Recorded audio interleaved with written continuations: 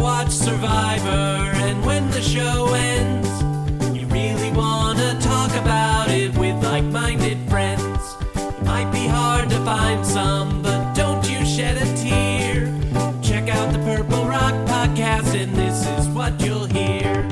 John will make some dumb jokes, Andy likes to yell and curse, and if they're not available, the backup hosts are so much worse. Spend the whole time being jerks, telling you you're wrong, and so we got this other jerk to sing you our theme song. It's the Purple Rock Survivor Podcast. Welcome to the Purple Rock Survivor Podcast. I am John, my co-host is Andy, and I am sorry to inform all our American listeners that you will have to pay a 20% tariff for this week's podcast because Andy is, of course, a Canadian import.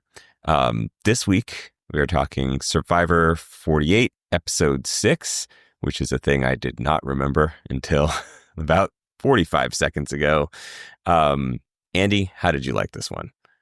I wanted to let everybody know in Canada, we're now retaliating with our own tariffs. So 20% for you as well. Okay, so all right, either way. And then I think, so peek behind the curtains, when we're done here, I'm actually going to, the file's going to go to John for processing and then back out. So I think that actually makes it a 40% because it crosses the border twice. Oh, wow.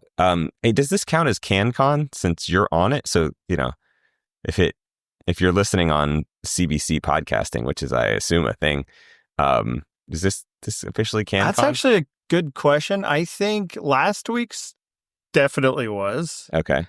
This week's I'm less sure about. I think, now I'm answering seriously. You need to hit 2 check marks for something to be CanCon. So, a Canadian producer, being the talent, being that check. But then I think it also has to be produced in or filmed, made in or hosted in it as well. Yeah. So what ended up happening is Brian, oh my God, I can't think of his name. The guy, Brian Adams. Brian Adams. Oh my God, yeah. He had songs that were not CanCon because they were written by an American, produced in America, and that actually really bothered him because it's I actually rep for Canada. What the hell, man? Now I'll say that did not affect our ability to hear Brian Adams songs a whole hell of a lot. First of all, for our non-Canadian listeners, CanCon is, of course, your country's mandate that you have Canadian-produced content. I believe it's now 30%. Okay. On the radio, on our airwaves. Yes, in order to have that 30% of the content has to be. And the rules had to always keep changing because that was a rule when I was growing up. But then they didn't specify when. So they would just jam all of the shitty Canadian music from 1 a.m. to 6. That's so that was it's Our Lady Peace's time to shine. Well, that was the 80s, even prior to that, okay, right? Gotcha. So it was it would be we had joy, we had fun, we had Seasons in the Sun, that on repeat, probably. Perfect. Terry Jacks, if anybody is old enough. But then they're no, okay, every hour it has to be 30%, you fuckers. So then what they would just do is find the right Bryan Adams songs, find the Celine Dion, Nickelback or whatever, and just because it didn't often lead to an exploration of Canadian culture. They would just find the stuff that people would this stuff's already popular, right? Yeah, the things that Americans had already stamped with approval. Hey, speaking of things that Americans have stamped with approval, Survivor, which is now its 48th season, we should actually talk about that because I believe that's what people tune into. That's what I hear people tune into this podcast for. I mean, it's part of it, but let's be real. They do want us to talk about just stupid shit in our lives so that they can form those parasocial bonds that are so important to this endeavor. And I mean, honestly, it's the more you know kind of episode. We talked about CanCon. What if people didn't know? We're out here educating. It's important. Yeah, I mean, they can't be here for our expert opinions. We don't have anything to offer. Well, let's take a shot. I feel sometimes we're occasionally right. It's I mean, I definitely get things right, but genuinely, we don't have anything to offer. We don't know anything more about this show than people watching it because that's all we are. Yeah, but that's 90% of ESPN content at this point, right? Touché. It's just a bunch of people saying Stephen A. Smith shit. Yeah, maybe if I made more money, that's what I need to do. I need to pick a personal fight with Kyle. and just be like, this is, don't get me started. I have the dirt on you. I bet Kyle didn't go to Dwayne Wade's Hall of Fame ceremony either. I bet, yeah. Didn't go to that statue unveiling. Really missed it out. All right, so you keep trying to bring it to the episode, and I'm like, not there. I'm just trying to rein it back in. It's just not happening. At a certain point, I'm going to have to let it go. But how about I just start then? Okay. I thought the episode was good. I mean, the last 2 weeks I thought were pretty great. I mean, yes. I was very disappointed I did not get to talk about last week's because it was the exact scenario that I really, really hoped would happen. And it hilariously did and went exactly the way I would have wanted it to. This episode, like Eva's breakdown was hilarious for you? Yeah, that was it. I was really specificity here. I was really wanting to see some tears from Eva. No, it was so great to have someone play the middle with no vote, and then people realize, because again, a total own goal, right? Where you're like, you could have just coasted. And, bringing it to this episode, they show how much of an own goal it is when it started. Yes. And it was so great because you absolutely could have just coasted and then tried to apologize for it, after the vote, whatever. Nope. She's gone. Shout out to the people who are all like gaming it like, oh no, she had to do that. Otherwise, XXX, nope. Scoreboard tells us no. Yeah. She 100% did not have to. And would there have been possible consequences if she'd been caught in the lie? Yes. Yeah, maybe. You know what one of those consequences wouldn't have been? Exiting the show. Yes. Also, obviously they wouldn't necessarily have done this at the last vote, but hey, now we sort of merged-ish. So, priorities change. Yes. So, just an absolute shot herself in the foot move there. Anyway, so as compared to these past 2 weeks, though, this one was fine. It was just chalk standard issue Survivor. Decent. Yeah, and I agree with that take. Yeah. But I think it was good. It was sometimes when we say fine, people interpret that as a negative thing. No, it was solid. I enjoyed watching it, but did I come out of that being like, oh man, I can't wait to talk about this episode? Nah, it was good. We're heading in a fine direction. Right. I think actually that is one of the things that I took out of this episode is that there's prior to the probably past 2 episodes, I was like, I don't know. I'm not in love with this cast. There's some maybe bright spots, obviously, on board Team Camilla. But now, I feel like some stories have emerged and I'm a little more invested in some players than I had been. So I'm encouraged going into the quote unquote merge, which definitely wasn't this episode where not they at all formed together and had to vote as a group. With only person one immune. person immune. Yeah. But not a merge. Not a merge. No. Yeah. So I'm looking forward to what's coming next now because I feel like I have some more investment in these players. Yeah. No. I'm happy with where the season is going. I think. Yeah. But last 2 were really, really great episodes. This was solid. It was fine. Yeah. Thanks for listening to my podcast. And the thing is, you did nail it on the head. People are like, oh, what? They just say it's fine. Yeah, but a fine episode of Survivor is good. Why do you think we watch this show? We enjoy it.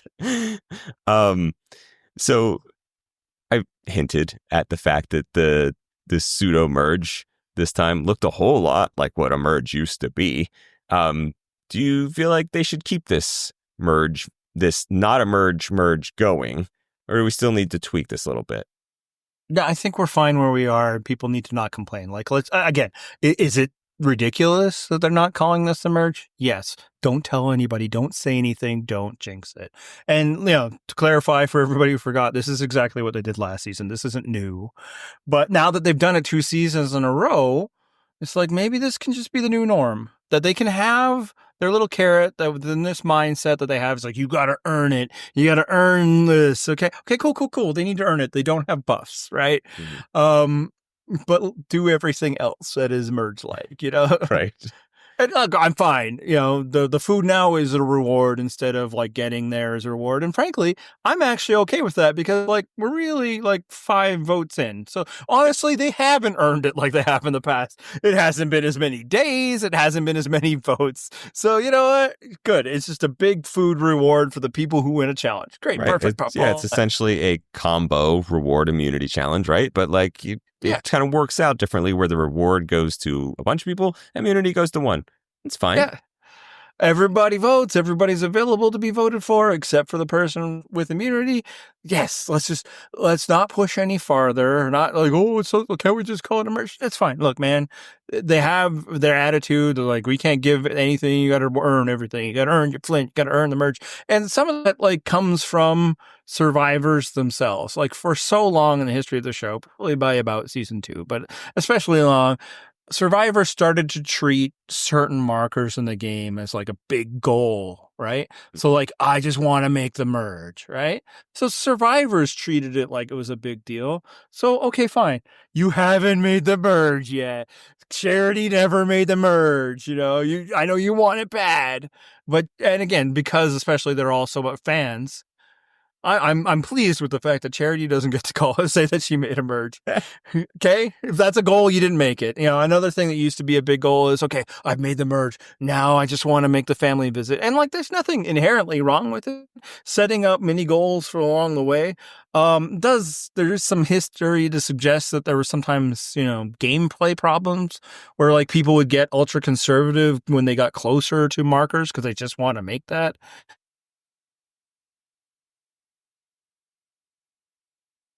Episode, whatever. Let's just leave it. Let's not say anything more because this is everything we used to have except for terminology. Right. And honestly, I'm fine with this as it is. Like you said, it wasn't 5 people losing a vote. It's not like, you can only vote for these 4 people.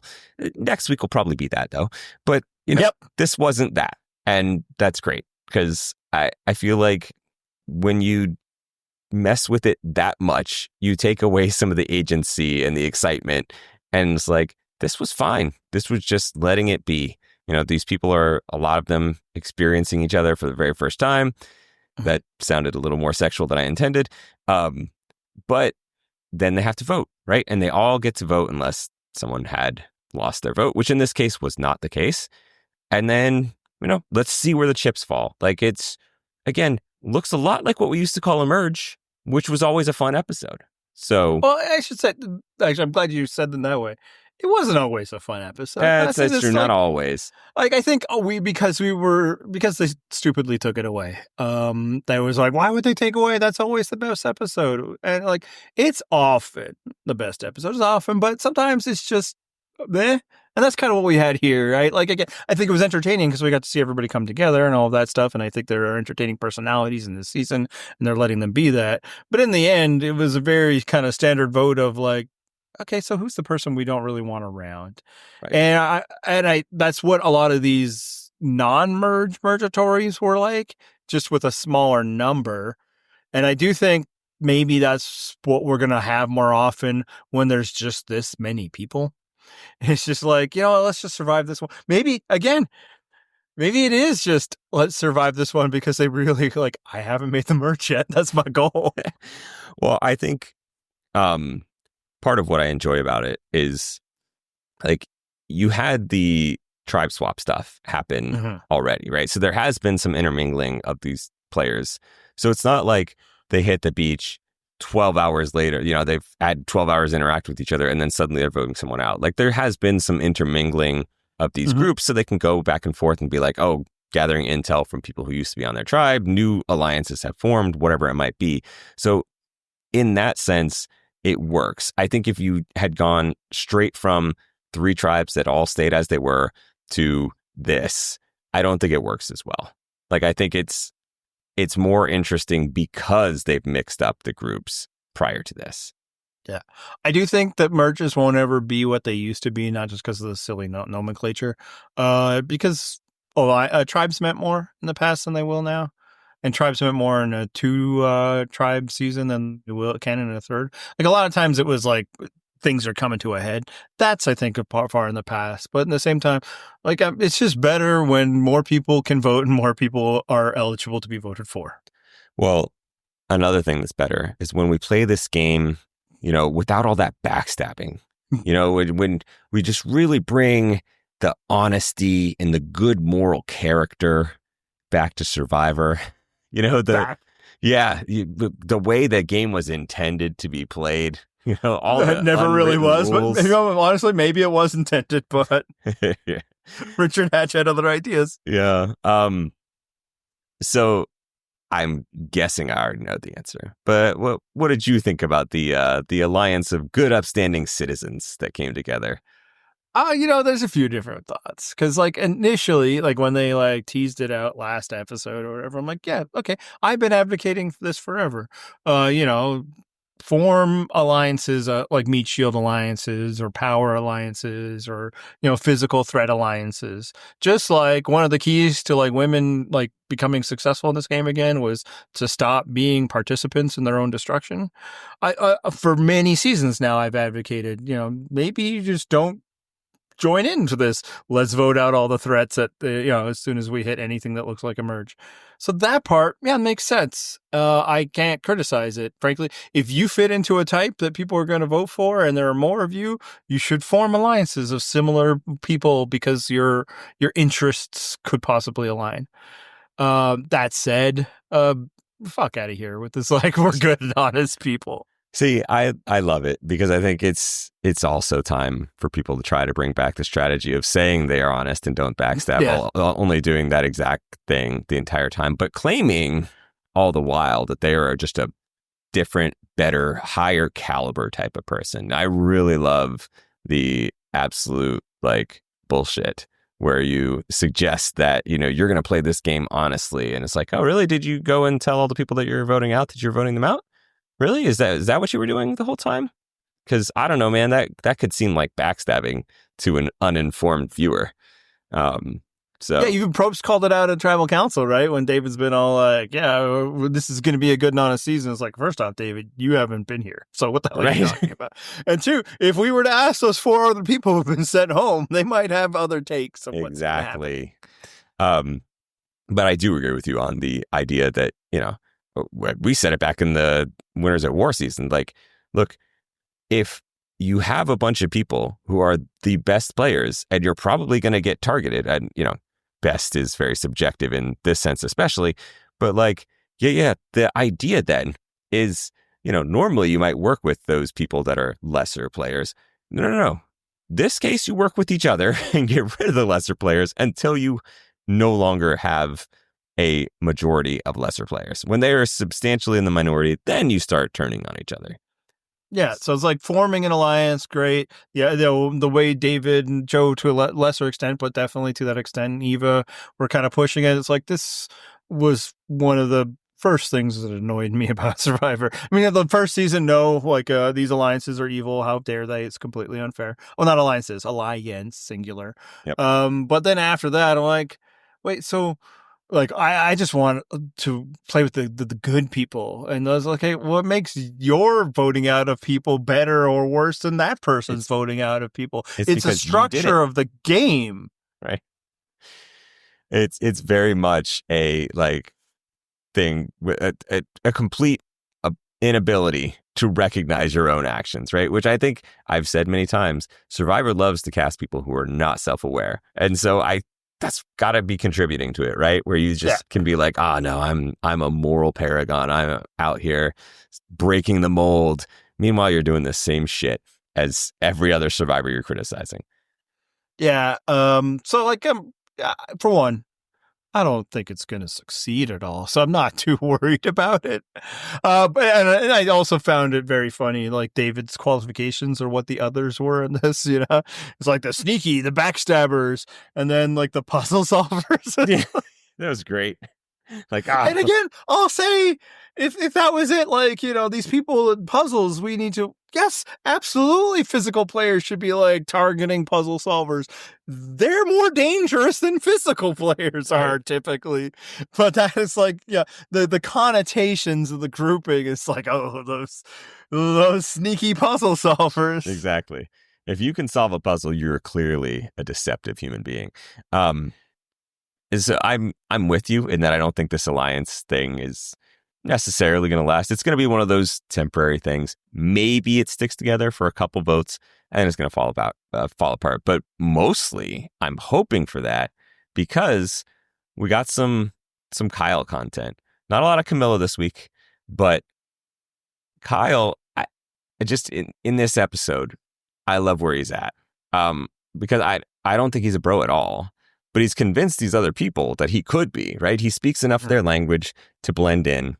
He's got the physical characteristic. And it's just like he can kind of speak on their level and he competes athletically, roughly on their level to where they're like, yeah, he seems like one of us, but he absolutely is not. And I love when he can just be that chameleon and float in between those two things. When I think, and I hope, because I have rooting interests now, he's actually much more firmly connected to Camilla. There's no doubt. He said she's his number one, and I assume that is going to remain true. But yeah, I love that he could do that. It's unfortunate. Does it remind you yourself when you're at the gym talking about gains and stuff? Absolutely. I'm talking about macros. I'm walking over to the bench press, chatting up the bros. Little do they know that you have a dorky Survivor podcast. Survivor podcast, yeah. That one doesn't come up. I'm like, hey, did you hear the latest Rogan? It's just... where like my Survivor podcast doesn't come up when somebody casually mentions the television show Survivor in my presence. I'd be like, oh, that's still on? Yeah. Yep. It would never come up. Nope. I am not volunteering this shit. So anyway, I like what Kyle's got going. It's unfortunate that Camilla can't pull that same thing off, but I'd still probably say Camilla's my number one. Kyle's closing that gap a bit. Like he's moving up there. Yeah, and I also wonder how much of this, alliance, like the people dedicated to it. Like Kyle, definitely, I don't think so. He's like, yeah, I mean, sure, absolutely us. But like we did get like last episode that the 4 people that were then on Vula, Joe, Shaheen, Kyle, and Camilla were going. They were playing. We're going to go to the Final Four together and working together, and nobody else suspected it. So that's why it'll work. It's like 2 groups of 2. So it's like, is that what Shaheen and Joe are doing? I kind of think not, though. Certainly the preview for next week suggests that Camilla isn't really all in that for that. But yeah, I just wonder how much is Kyle snowing everybody under with his close relationship with Camilla, which has worked so far, and I think will continue to go that way. And how much like everybody was kind of playing along, like with that formerly Vula 4. I kind of feel like that us 4 to the end was just an emotional response to the conversation they were having. I have to take offense to that because how dare you suggest that these people would not be playing a totally above board, upfront, good, honest game, Andy? Like that. What kind of charges are you leveling at these upstanding citizens? Like, I will continue to be amused by this. Like, well, at the very least, at this point, Joe is going to be not doing it for half of the people he's talked to, right? Right. And certainly, like Eva and like David could be like, "Oh yeah, no, totally about that." I don't understand how people work. And like, I mean, already, I imagine Charity's be like, "What's that upfront game there, David?" Mm-hmm. But like Cedrek also, I mean, clearly, Say doesn't believe that's what he's doing. What is that? But like Joe is, apparently made promises to Kyle and Camilla and already is, I mean, I didn't hear Camilla's name come up in this big, good, honest people thing. Nope. And whose name did come up a lot tonight, though, or in this episode, is Say. There's a whole, like, everybody is now on the same beach, right? So there's a whole new group of people that are just meeting Say. What was your reaction to to how they took meeting Say? Laughter, out loud laughter. In so many different moments. The best of which was absolutely the camera work on when Charity is going to get that advantage. Yep. And then out of Just nowhere, sprinting. right in front of her, it doesn't push her or anything. Just boom, that's mine. And I was like, fantastic Yes. filmmaking. And you know what? Good on you, Say. So that was great. When she's just going on and seemingly on and on and on about the food that she got to eat in front of people that were there, they didn't seem very impressed by that. Well, like that's an easy one Survivor could probably always throw in when somebody comes back, but you know, it fits with what we know about her.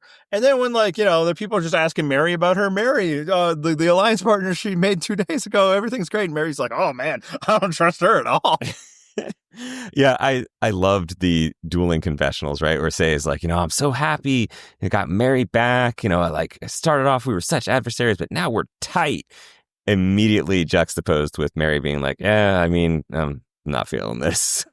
If I didn't want to be naked on TV, I'd be taking this green stuff off right now. What a quote. Nailed that confessional. Well done, Mary. Yeah, she nailed it better than I did. I think I messed it up, but you get the point.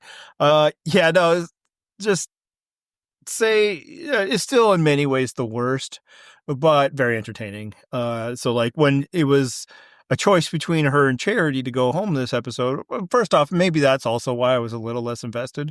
Once it became kind of clear that those were the two options, I'm like, I'm good. You know, I win either way. Like I'm fine. So I kind of checked out emotionally for the final part. But like, if to be like, which would I rather? Charity's giving me nothing. Say is giving me humor. Yes. So, you know, it worked out. Right. So then, you know, obviously for entertainment purposes, Charity's the right target, right? But like strategically, do you think this works for everybody? I think there was value in getting rid of a Siva player. For obviously the non-Siva people who were part of that vote. I think even for somebody like David to show like, no, I'm serious about this true and honest alliance, that he has to like, be willing to toss aside a Siva. So a Siva person that he did not like personally and wanted to get rid of in the last group he was with. So I think, yes, in that respect. However, I do think Say is the more dangerous player for everybody. So it's balanced. As long as they don't take the eye off the Say ball. I think, which they absolutely will. They probably will. I agree with you that Charity was the right target for that exact same reason. Like, you need to prove that you're willing to get rid of someone from that tribe of 6, right? Like, I think Shaheen said, like, I don't really think they're all together, but I'd like to be sure. And yeah, just comfort that man, make him sure. Like, Charity's the one to go after. I will say to Charity's credit, like, throwing out there that like, hey, we should go after Eva and, you know, get rid of this idol and break up a pair. Like, not a bad argument to try to get some heat off of her, right? Like, it ultimately. I don't know that she knew she had heat, but you know, just in general, not a bad argument. But I mean, it's just in the sense that once everybody is at a quote unquote merge, scare quotes on around that one. But once you're all out there, like in that sense, everyone's got a target except for Kyle, right? Because he's immune. But so. In that case, you're throwing out a name like, here's a reasonable target for us, right, guys? Like, not a bad choice. Yeah, that part, good, fine, wise.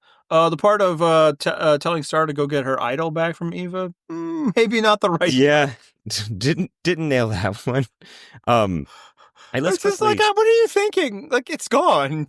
Do you understand how giving something works? It's not yours to be taking back. I was absolutely going to make a joke about how she's white, but I'm not going to do that. Anyway, let's quickly transition for a moment to talking about Star, because I feel like we actually got Star content in this episode that we haven't really had much of in general. And again, I wasn't here last week, but like between last week and this, I feel like we now have this narrative of hype woman Star, right? Like, I don't know where it came from. It's very funny. Like, she's hyping up Eva last week. She's all up on Ced. Like, oh, she's like the feel-good player. And I love this turn of events. That's one of those things I was talking about earlier, where it's like, oh, now I'm a little more invested in the storyline. I'm not like a Star fan necessarily, but I at least realize a purpose for her that I don't necessarily realize for Chrissy or Charity, who I now don't need to realize a purpose for. Yeah, I mean, Charity I'd gotten enough of that, like, yeah, I just don't like her. And honestly, I think that was the vibe everybody picked off on. Like, it's not as aggressive as with Say, where it's like, oh man, she's a lot. It's just like, I just, I don't there's vibes, and everybody, I think we're right on those vibes. Whereas with Star, yeah, I do think, yeah, we've gotten so much more personality. She's much more dynamic than, I mean, frankly, she just wasn't in the episodes a lot. I don't know that she was undynamic. Right. That's not the right word, but indynamic? What dynamic? She lacked dynamism. I feel like there should be a one-word one. Anyway, all that said, I did find her a little annoying. Yep. Yeah. It's like, again, like, it's fun. And if you like her, if you're a Star fan after this, I totally get it. It's just an energy that I'd be like, yeah. Like, they're not like, I don't, oh yeah, so Star's really great. Nice. But, and honestly, I had a friend that was like this. Like, he was a genuine friend. Like, we'd hang out, but then sometimes he'd get into like, yeah, talking funny and being things. And it's like, I'm just gonna have to wait this out for a bit and then wait for him to come back down. Yep. It's just like the pep talk mode where it's like, I Yes. don't really need this. Like, I'm actually good. But and clearly, I think some of the people did. So, you know, I don't think she was doing anything improper. It's just, yeah, it's not quite my energy. So I don't dislike her or anything. And I'm interested to see more. But like, there's a lot of people who are like, oh man, I'm a huge Star fan. And I get it. Nope. Not quite my cup of tea. No, I mean, I like that I now feel like I know something about Star, right? Like that there is now something Agreed. I can actually attribute to Star. I'm similarly like, I don't need to see a whole lot more of Star. I don't find her particularly like compelling as far as confessionals or even the scenes like the Cedrek scene. Like, I don't know, maybe it was just the delivery. Like, I wasn't all pumped up. It was very kind words, Very nice. and I appreciated that. Maybe here's the other thing. I don't really care about being nice to Cedrek. Yeah, you know, so now let's transition back to talking about Cedrek because he deserves a few words, I think. Again, wasn't here last week. This man is terrible at Survivor, Andy. So bad. I don't know, like, And he's not going anywhere. well, and I think my initial impression was like, oh, well, he really screwed up like early on. And then there's just all these little things. It's like, that's probably funny, but I don't know that it's indicative of him being like terrible at Survivor. Like, oh, he's had his whole Survivor experience. He got rained on. Like, oh, okay, he's just a weirdo, right? But then, like, as it goes on, I was like, no, you're genuinely bad at this. Like, really, really horrible, actively terrible. Yeah. And I mean, that last week, just what? I don't know, man. The hits just keep on coming for him. I don't personally care about like lack of ability at challenges, but like it is funny that he's got quite the dubious streak going of just absolute failure. Yeah, no, look, he's just, I fail to understand what they thought they were getting from this guy. He is just so aggressively normcore that it's like, he's a nice man. He's an intelligent man. He doesn't seem interested at all in most of the aspects of Survivor, nor competent at them. And like, he's not like flailing because he's just so normal, but it's just like, so basic things just seem so out of like sync with him, and it's weird. Like the whole voting out Bianca. So like, she told me she didn't have a vote, so you know we had to get rid of her. Did you though? Right. Like, does that really affect it? Like, I get it. Yeah, she was lying to you, but who cares? Like, again, like that, it had to be. I have to do this. I found this out, and his gut reaction is deceitful and manipulative. So, and obviously, there's some manipulation going. That's why she tells you at the last minute. But she tells you at the last minute to be honest, not to get you to do anything. You're already doing that. So then it's like, I'm just going to throw away everything. And like the first person I talk to about this, that's what we're going to do. And I'm going to trust that it'll work. But the even Which better it did. No, hang on. Because there's an even better part, right? Like he decides to change this plan to essentially like, this is going to keep say in the game, right? Like he could just have turned and been like, screw it. Like, oh, she doesn't have a vote. I'll just go ahead and vote out say. Because, again, he's shown a fucking willingness to do that. Why he's suddenly against it now, I don't know. But then you're like, okay, well, you know, something in him must have made him think, like, I can still make this work with Say. He starts this episode, and he's like, oh, I'm not going to work with Say. I voted against her twice so far. Like, what the fuck, man? Just then, why didn't you finish the job? If you wanted her to be removed from this game, you've had 2 opportunities. And then by the end of the episode, he had 3 because he did not vote for Sade tonight. Oh my God. He voted for Charity. I know. Last night, 2 months ago, whatever. It's just like, and it again, it's like when he hears that from Bianca, it's just like, this is beyond the pale. It's like, it's fucking Survivor. What are you doing here, man?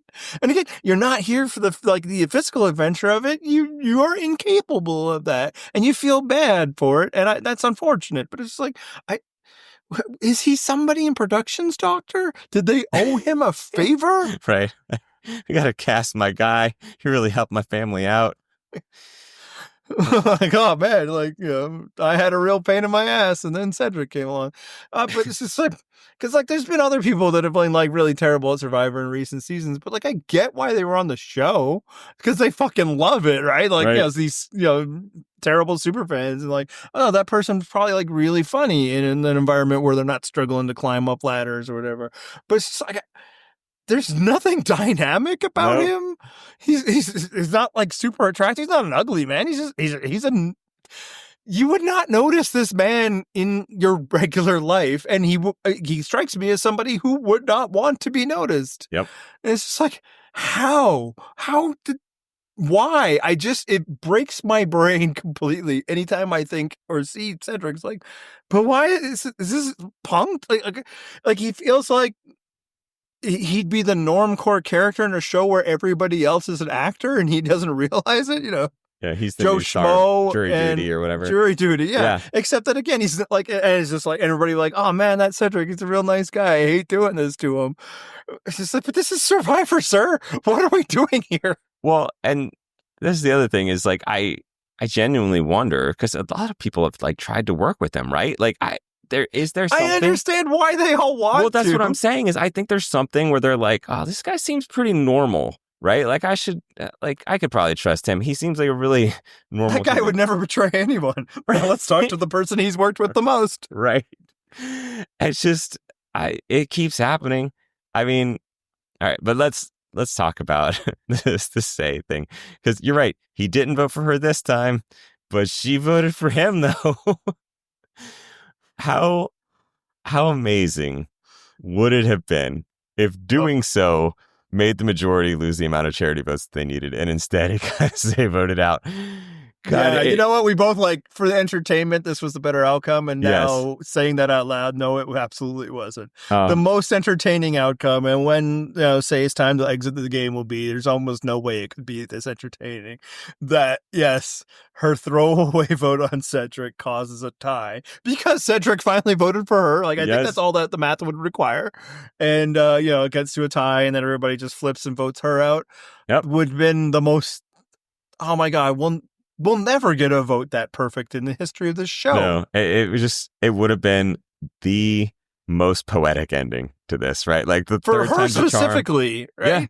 Yeah, third time's a charm for Cedrek. Finally votes her out on his third opportunity. Although now that you're saying that out loud, this is what would have happened. So Cedrek votes for her. We get a revote. Everybody can vote for her. Her vote doesn't count. And then on the revote, he flips. Oh, it'd be so good.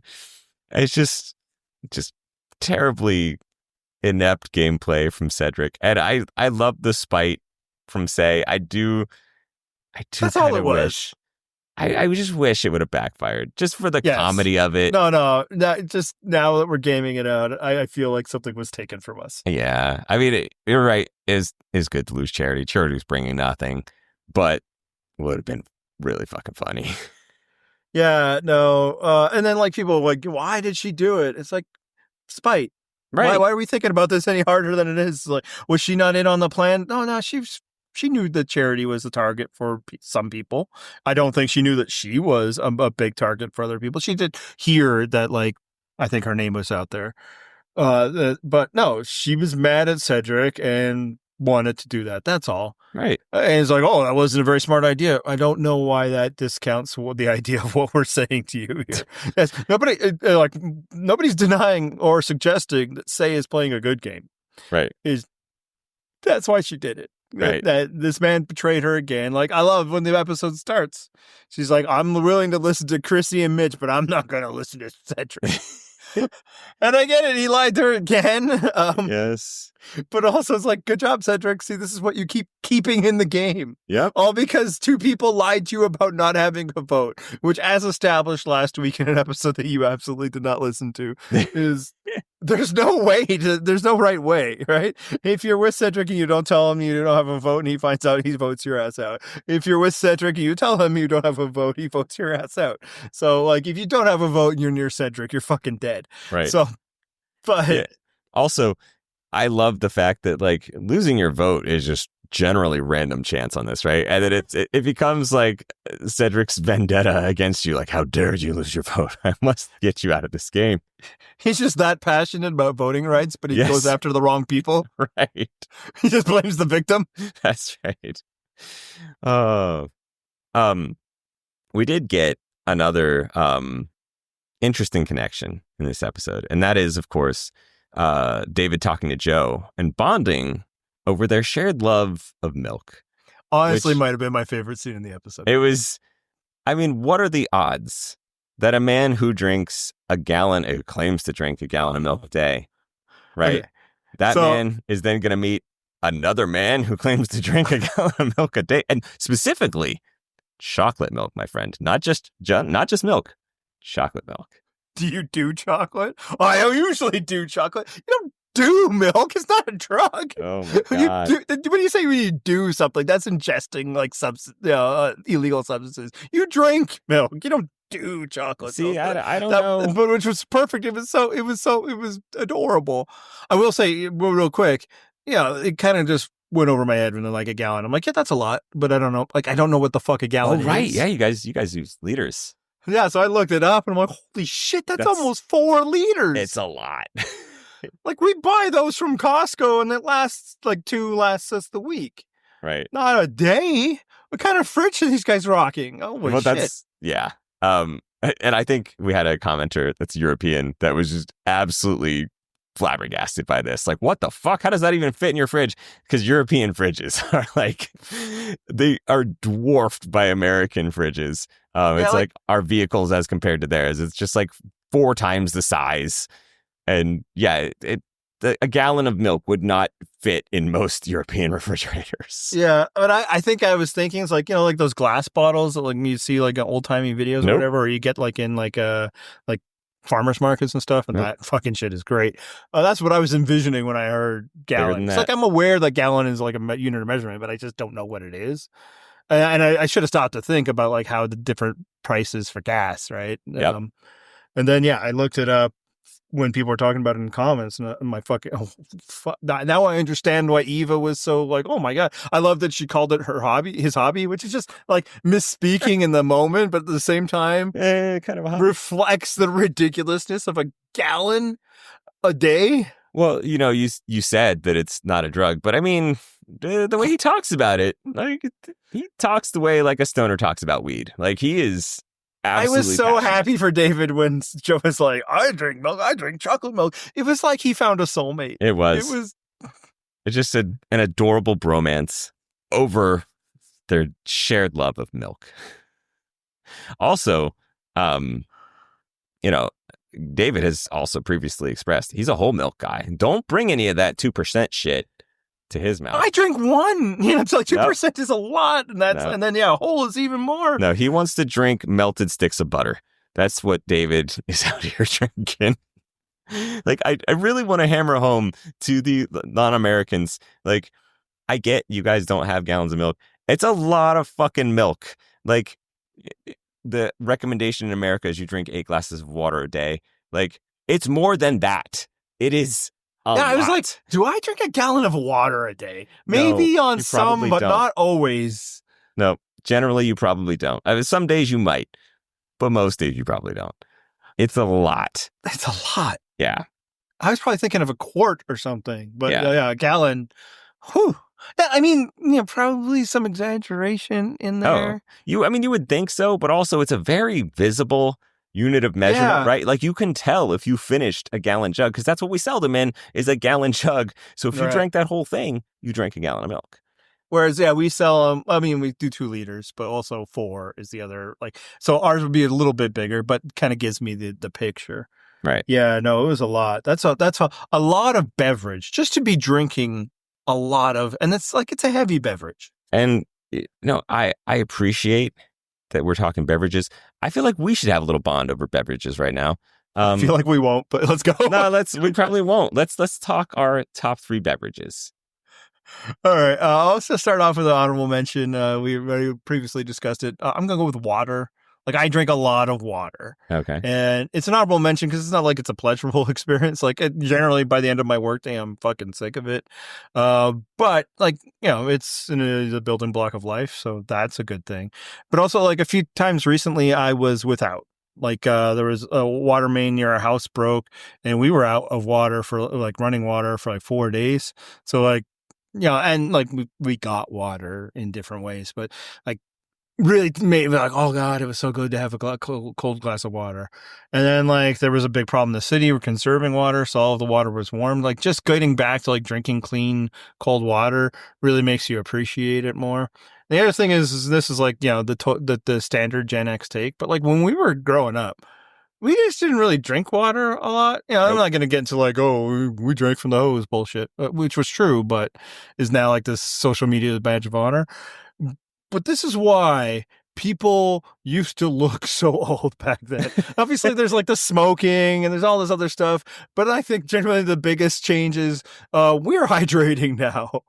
Well, I mean, we're hydrating and also we're throwing some sunscreen on for the 8 hours a day that we're spending outside, or we used to be. Yeah. So my honorable mention, younger, poorer John loved a Slurpee. For those of you who don't have such in your countries, I know we have international crowds listening. A Slurpee is a drink sold exclusively at one American chain called 7-Eleven. And what it is, it's a frozen, semi-frozen kind of? Semi-frozen. Like shaved ice kind of. Yeah. It's like a shaved ice thing, but it's very, very thin. And they just keep it spinning around. So it's icy, but it's sugary as shit. And it's just pure syrup. It is absolute syrup mixed with ice chips. And it is delicious. It is probably like 800 calories of pure carbohydrate. And yeah, I used to love that shit when I was young and poor. So that is my honorable mention. And my number 3, since you already mentioned it with your honorable mention, also water, because I did not have a water main burst. But once upon a time, we've been hit by hurricanes. I don't know if you know this, but I live in Florida. We get hurricanes. And so like we're without power for shit, I don't remember how many days, at least a week, probably longer. And there was boil water orders, but how are you gonna fucking boil water? You don't have power to boil water. And so it's just like acquiring bottles of water was like manna from heaven. Like, oh, thank God, finally I've got water.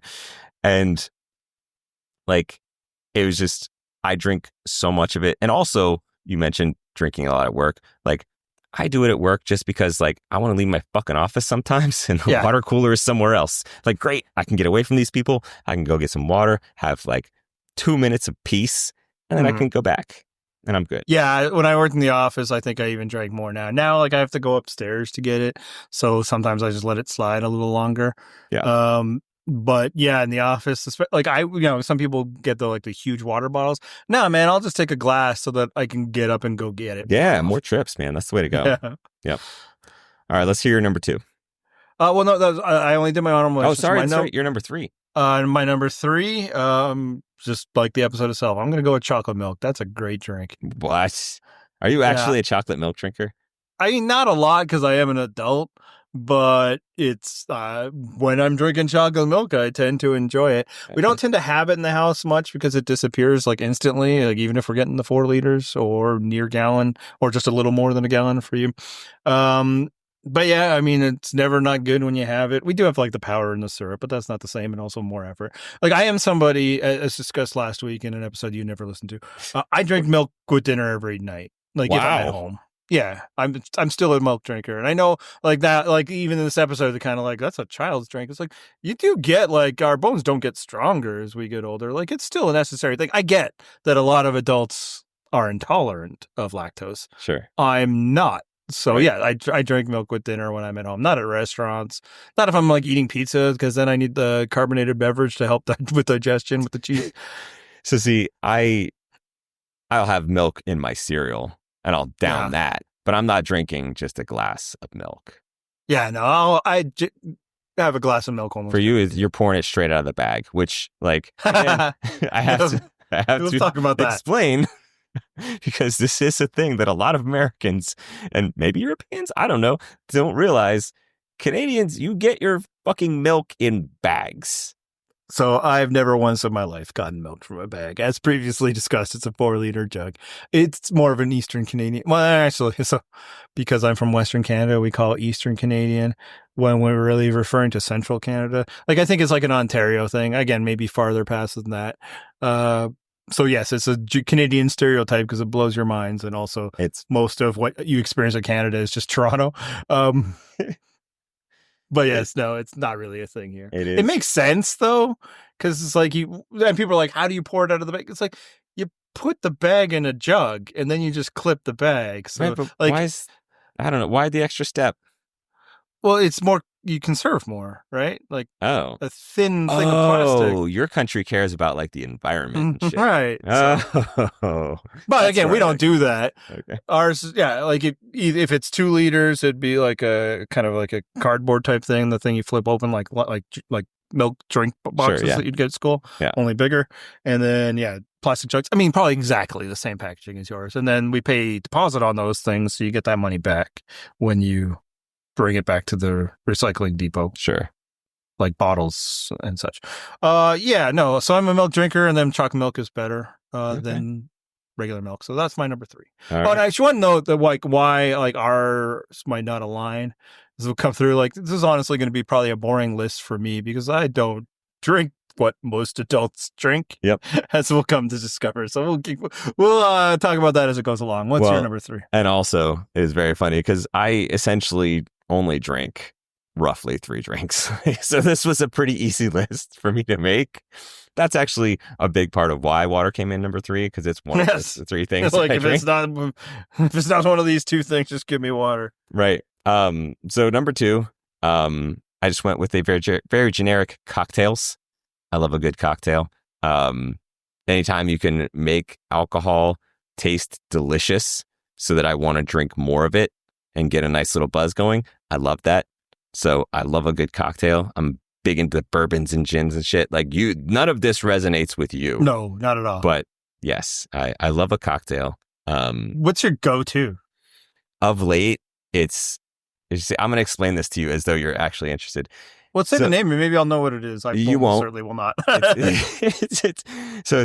My go-to of late is called a Gold Rush. And what you do is you take, it's 2 ounces of bourbon and then 3/4 of an ounce lemon juice, 3/4 of an ounce honey syrup. You just pour it over ice and it's refreshing and fucking delicious. Almost feels medicinal, but doesn't like taste like medicine. Just goes down smooth, delicious. You're never going to have one. So I'm trying to describe it as best I can for you. Yeah, and I'm just like lemon and honey, thank you. No, I mean, that's what you would think. Like, oh, what am I treating a sore throat? I mean, kind of. Treating something. Yeah. Just all I do know is keep that fucking American Yankee bourbon out of my country. I mean, like, honestly, one of the things that I texted to my neighbor who I regularly drinks bourbon with me is like, oh shit, we're about to get really cheap bourbon because no one else is going to buy our shit anymore. This is going to be great for us. So yeah, the bourbon might be moving up my list soon. Yeah, so for listeners that don't know, I do not, nor have I ever drank alcohol. There's no real I mean, there are like meta reasons, but it's not like, a lifestyle based thing or anything. It's just a choice I made when I was young, and a window into, I guess, my soul is I've stuck with that choice somewhat out of spite. Like fuck you, I'll show you all. Like that was literally the attitude. I told people this is like junior high, which I guess is middle school for you people in your part of the world. Yeah, I'm not going to drink alcohol. And they're like, yeah, right. And then I was like, I'll fucking show you. And that's literally where it's all come from. Wow. And then once you don't do it for a bit and you're like, it becomes less enticing as you get older. It's like, you guys are all fucking jackasses. If you've never drank alcohol and you're in a room with it, like it smells awful. You know, it's easy. Like if you don't get into it, as you get older and you're past the peer pressure, it's easy to not doing, I'll say. And peer pressure didn't work for me as much due to my sense of superiority. Well, similar, I was actually late to drinking, right? Like, so I went to many parties where it was like, I wasn't drinking and everybody else was, and you are not wrong. People are fucking annoying when they're drunk and you're not. So like, you need to be drunk along with them to not find them insufferable. So like, if I were not drinking, I would simply not go to a party where people were going to be heavily drinking, which is what college where parties I'm at now, were. you know? Yeah. Yeah. And like that fit into my, introvert tendencies. And I want to make clear, I don't have an issue with other people drinking, obviously, within the limits or whatever. It's a me thing. And frankly, how would I act superior if everybody was also doing the same thing as me? But again, I don't actually think it makes me superior. It's just a choice I made. Sure. And I'm happy with it. We'll get to another choice you made in a minute, but go ahead. Yeah. So my number 2, I'm going to go with iced tea. Okay. Now I need to clarify this. Canadian iced tea. I was just going to say, because you do realize you're technically speaking to a Southerner here. Yeah. So I believe you guys might have something like, you have sweet tea. Yes, we do. Don't know. That's not the same thing as like the iced tea you'd get in like northern parts, right? No. Is it? I don't know. Yeah. So if you order... So I wonder if sweet tea is like a closer comp to Canadian iced tea. Okay. Well, if you order iced tea down here... It's just fucking cold tea. Not down here, it would not be. Generally, people would assume what you want is like sweet tea. Occasionally, they'll clarify. But yeah, it is a whole lot of sugar with a little bit of tea flavoring in it. Yeah, and that's kind of what it is here. You know what? When you come up to Canada in a few months, you should get iced tea once so that you can tell me if it's sweet. All right, yeah, I'll tell you if it's the same thing. Yeah. I'm definitely going to go back and get some ketchup chips and have my mouth be very confused again. Actually, I have a few other things. We could do it online or we could do it right here. You get a donair. There we go. It's basically a kebab, but with a sweet sauce that's unique to Canada. There you go. Anyway, yeah, so iced tea in Canada is like sweet. It's like lemon based, but sugary. And it's important, like every Canadian child who has irresponsible parents let their kids eat sugary, caffeinated drinks, has just massive disappointment when they order iced tea in the United States. And like when we were on a cruise, the cruises don't give you like what you guys call soda. Generally, you have to pay extra for that. So at the machines, they'd have iced tea, but it's fucking disgusting. Right. And then lemonade. So like it was a lot of like trying to find the right Arnold Palmer mix to make it tolerable. But anyway, like here, if I'm looking for like a sweet caffeinated beverage, but I'm looking for not carbonation, I'll go with iced tea. Yeah, but that's why the Arnold Palmer exists, because regular ass iced tea tastes like shit. So I don't understand. I don't either. You're a culture that doesn't otherwise like tea, like British flavored tea anyway. Right. Yes. And I have had British high tea. I'm like, this is fine, but like, why would you not consume my number one beverage, which is, of course, iced coffee, specifically iced coffee. Don't bring your hot shit to me. I live in Florida. Why would I want hot drinks? You note that even my cocktail was served over ice. I don't want drinks that are going to make me warmer. I live in the hottest fucking place imaginable. So give me my iced coffee every morning. I'll have like all different ways, flavors, whatever. The most important aspect is it's got to be cold because I want to drink it right away. Yeah, and that's the other thing. I don't drink coffee either. There's the other choice. So it's like, like it fits again, I think, with my, dislike of social situations and people. That's like the two like social drinks. Hey, let's go out for drinks. Let's go out for coffee. I'm like, I don't really want to do either of those things.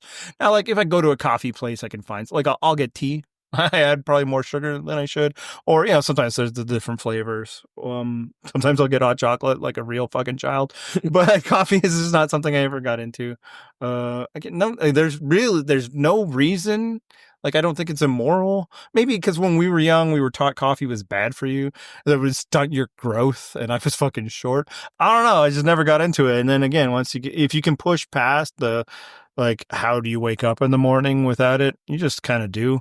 Coffee is not a cheap drink, so yeah, it's not bad that I never got into that $6 a day habit of beverages. So instead, my number one vice and my number one beverage is Coca-Cola, which is probably not something a man my age should be drinking as much as I do, which isn't like, I don't want people to be like, wow, he's like fucking David and Joey out there for Coke. Like, it's not that much, but it's more than I should. Well, but since I avoid the other poison that people typically ingest, let this be the thing that let this be my vice. Yeah, and for those of you keeping track at home, like I found out about the lack of drinking alcohol and the lack of drinking coffee first from Andy, and I was like, I'm pretty sure this guy's a secret Mormon. And then it wasn't until eventually it was like, oh, okay, you drink Coke, I guess not. It subverted my idea. That's what I was gonna say. Like the amount of Coke I drink is kind of like the one key. Like, oh, you're not Mormon, and right. Like of the three pillars, the other one is a complete lack of belief in any of their foundational principles or beliefs, and then the third is my full-throated high support of like fucking outside of marriage. Like I think that's a really important thing. That and the Coke. Yeah. In fact, like, honestly, the marriage part, like, it works for me. I'm happy with it, but, I'm not pushing that. But people genuinely, like, if you're ever planning on marrying or not, like, you should fuck beforehand. It's important to know, and it's really fun. So it's very good that people come here not only for survivor analysis, but for important life advice. Yes. But yeah, no, like for me, and it's definitely like Coke. All right. So Pepsi is like, okay, well, I need the caffeine and the sugar, so fine. Any of your like boutique colas are straight fucking trash. Get that shit out of my face. And it's just like, yeah, look, Coca-Cola nailed what a cola should be. Nobody else has. Just like Heinz has nailed ketchup and French's has nailed mustard. And everybody was trying to like, oh, this is our special, unique cola with our, homemade ketchup. Fuck off with all of that. So, and even there, like, I'm a connoisseur. American Coke is so much worse than Canadian Coke. Do you guys have better Coke than us? Yes, I know Mexico does. Canadian Coke is not as good as Mexican. Oh, yeah. I know Mexico. And what it is Mexico uses pure cane sugar. Yeah. Canada, I think, uses sugar or sucrose. And then U.S., of course, uses cornstarch. Corn syrup, yeah. Yeah, we get the shittiest option. So here's an important question, though, that inquiring minds need to know. Thoughts on cherry Coke? Get it every once in a while, thinking like, hey, I'll like it. But honestly, generally when I do like drink flavored Cokes, whether it's cherry, vanilla, whatever, I'm like, I probably could have just gone for a Coke though. Like I prefer this to taste more like Coke. Yeah. I mentioned cocktails were my number two. My go-to as I entered into the cocktail game was a very simple Cuba Libre, which is just rum, Coke, little lime. So, Coke was my go-to mixer when I was young, poor John. Yeah. So, yeah. That was... Then as you get older, it's like, probably don't need that much sugar with my drinking. Exactly. But although you just said the honey and lemon. Oh, honey is, I guess, not quite sugar. So. I mean, also the honey's mixed with water, so it's a little more easy to drink. So, yeah. So, anyway, there you go. Let's hit, or hear, I should say, not hit. They're not drugs. Let's hear your top 3 beverages. You can text us. Again, we're not going to respond. I really want to hammer that point home. Don't text us as though we're having a conversation. We're not. I'm not going to fucking talk to you. Well, you don't do it. It's fine. It's fun. It's just it's going to be one-sided. I will say that I genuinely enjoy when like we've gotten texts from people that are like, hey, I'm going to the store. Do you need anything? Like, okay. That's clearly like a returning visitor, like Look, a long-time commenter. I don't know which one. I don't care which one. I just know that I found your joke funny. I mean, yes. Mix it up. Don't do it every time, but that was good. So, all right. Anything else we want to cover this week, Andy? No, I think we got it. All right. So purplerockpodcast.com is the place you can go to find our fantasy league that we've got going on. You can join the commentariat You can leave hilarious comments, or as I said, you can always text them to us if you want to. And with that said, let's hit some theme music.